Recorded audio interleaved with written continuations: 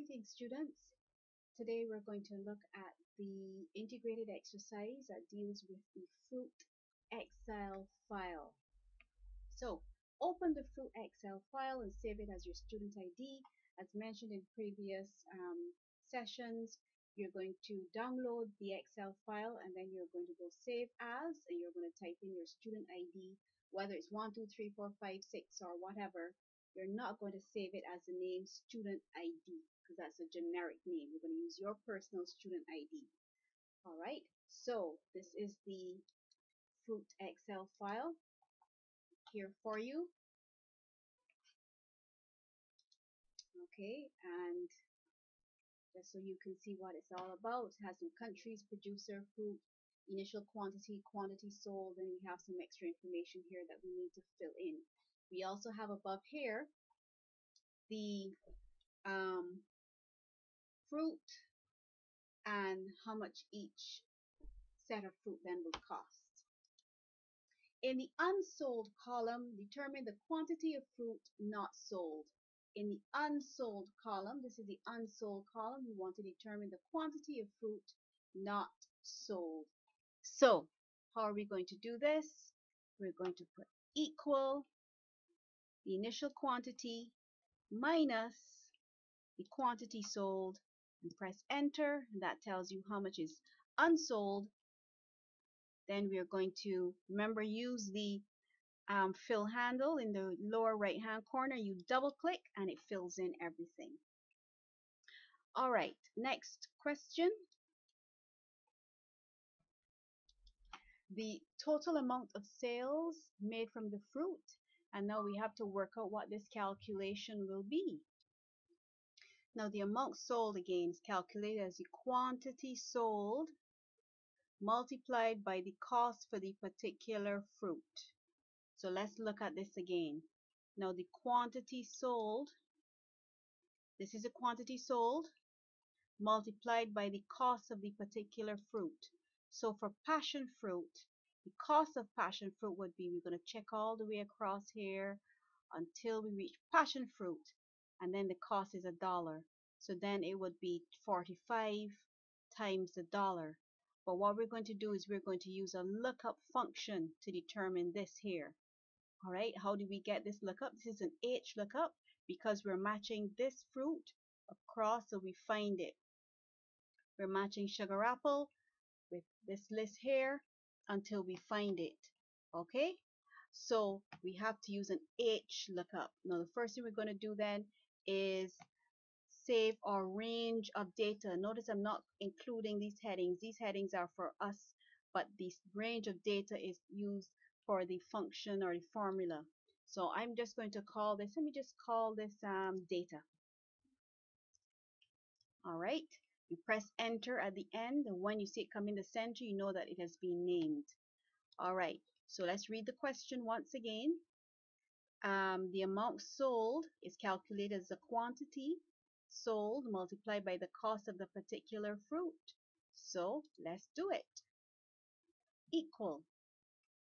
The quantity sold is 45 multiplied by the cost of the fruit would be H lookup.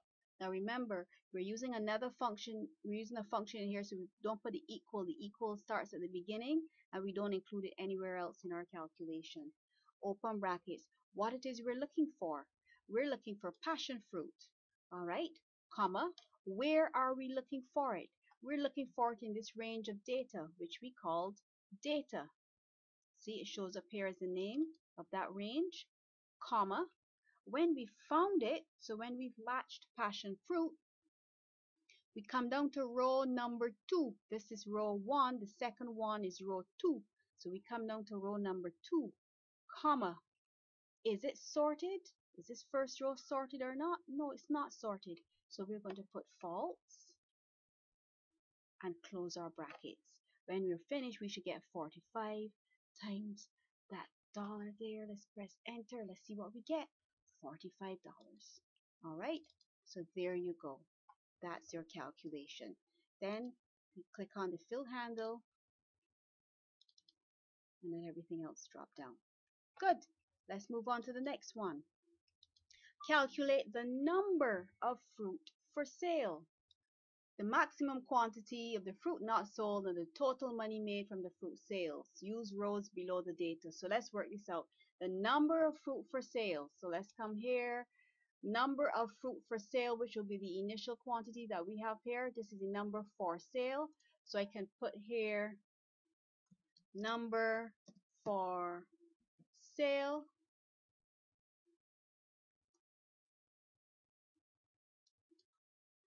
Okay. And I can put equal sum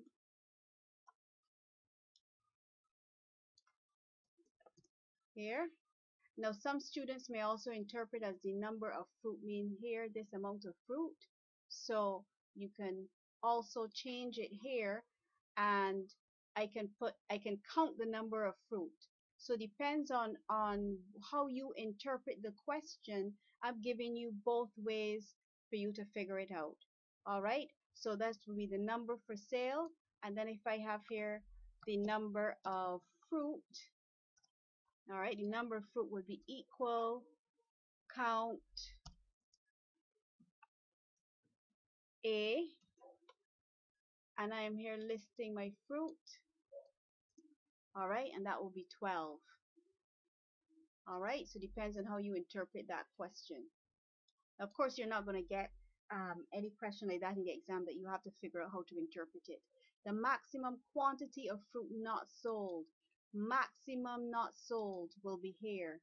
All right, so I can put here max not sold in here, and I can put this under here, so that's equal maximum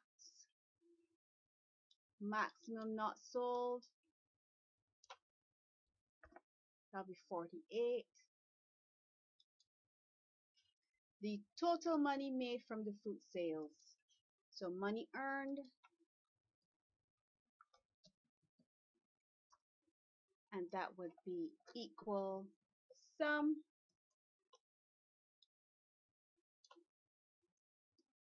All right, there you go. These are the different results here for you. This is a sum. This is max. This will be counting. This is another sum. All right, continuing. Create a column or a bar chart to compare the initial quantity and the quantity sold for all fruit.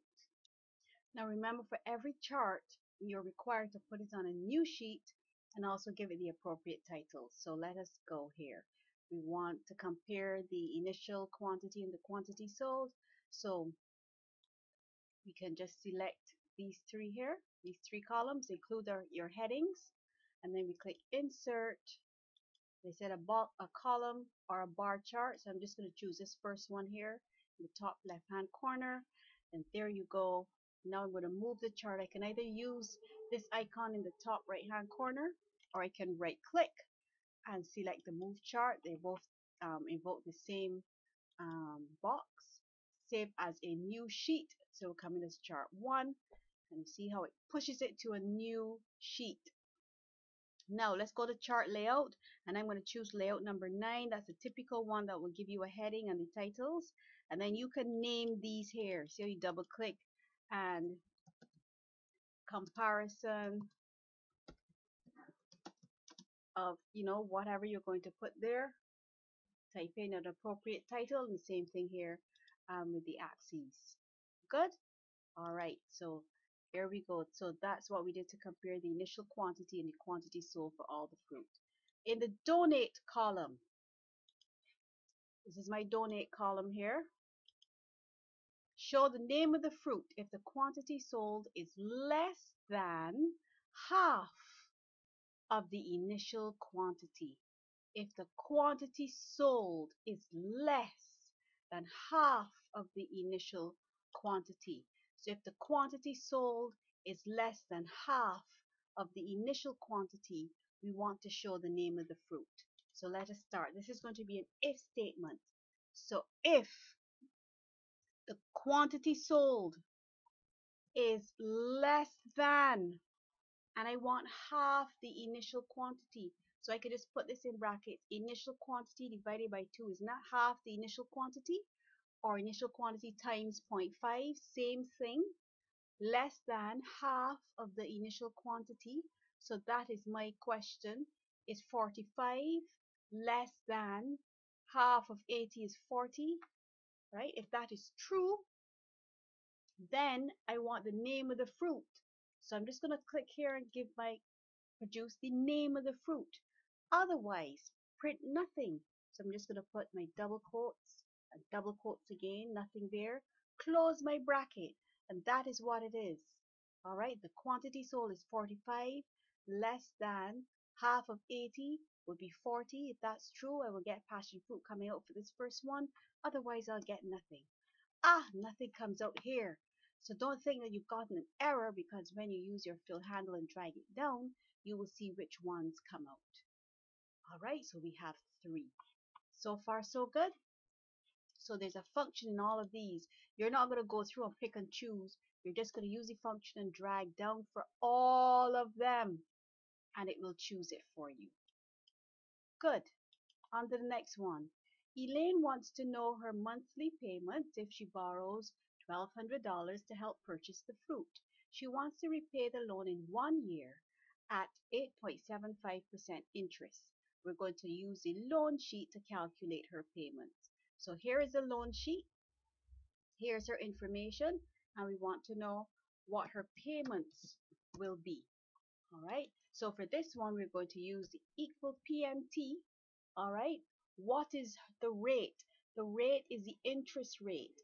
Now this is per annum. All right. So we have to divide that by 12 in order to find out what the interest is per month. So far, so good? All right, comma. And let's put this as the number of payments we have. It's 1 year. We want to make everything consistent by making it by month, because you make your payments each month. So this is going to be the how many years times 12 to work out the number of months. All right, comma. And then how much does she have to pay? Minus, and then you're going to put it, this is the amount that she borrowed. All right, close the brackets, and this is money that's for her that she's got to pay out, and that'll be $104.80 that she would have to pay every month. Okay, there you go. Now I just formatted this for EC. Doesn't matter, you could format it for US, for whatever, just plain old currency. All right, that's fine. All right, so those are her payments. It didn't say anything else, but if you want to work out then how much she will pay in all, her total payment would be equal this. All right, and she wants to pay back in a year times 12. So in the end, she would have paid $57.63 more in interest. Make sense? She borrowed that, but of course she's got to pay interest. So in 1 year, she would have paid back that extra.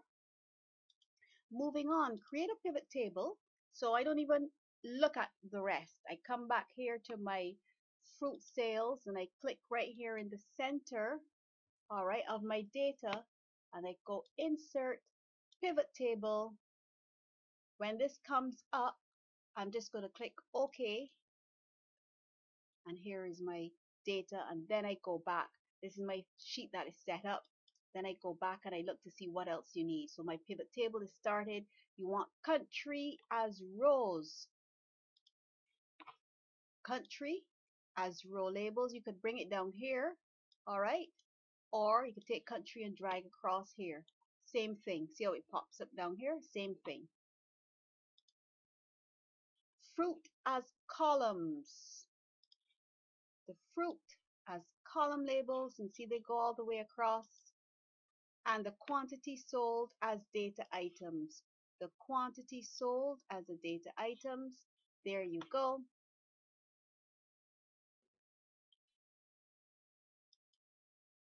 Show only the results for bananas. So I'm going to come up here to fruit. I'm going to deselect all. I'm just going to select bananas. And it shows me here that Grenada. All right, sold 89 items, 89 bags or barrels or whatever, okay, of bananas. Name the range C10 to I22 as sales. So we're going to come back to fruit sales, C10 to I22. All right, as sales. Remember to press enter so it goes into the center, and then you save your worksheet. Okay, and that is the Excel part for this exercise. Thanks so much. Hear you again as we do another one shortly.